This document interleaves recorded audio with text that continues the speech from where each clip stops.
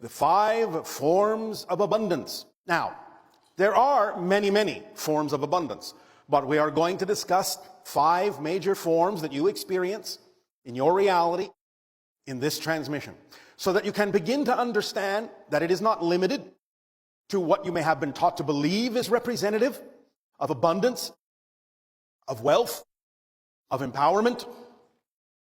So, let us begin with the 5 forms that are most common in your world, so that you can open up to all the various forms and allow them to support you, allow them to serve you more synchronistically in your life.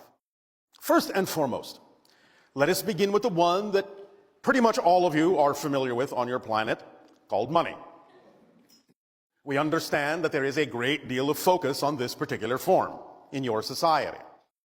Now, there is nothing wrong with the idea whatsoever. Money is simply a way of saying that you have decided, you have agreed in some form of consensus reality that there shall be some object, some artifact that symbolizes the power to exchange. And you can create that to be in any number of forms. You have decided that there are certain elements, certain objects that you consider to place this value in and agree to abide by the idea that it has continuing value so that you can utilize it in your economy.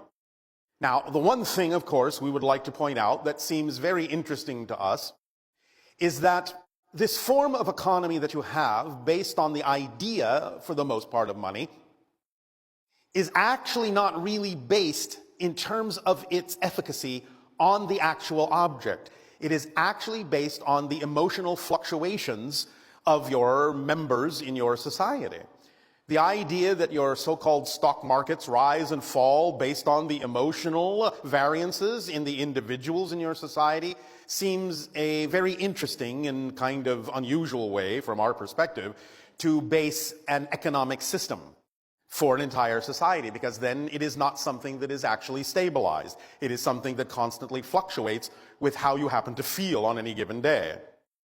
This has served you for a while. It is something that will change in your near future, in the years to come, but nevertheless, the idea in and of itself of creating a form of abundance based on some symbolic object or agreed upon form of exchange is absolutely fine. And this is one form that most of you are to some degree familiar with.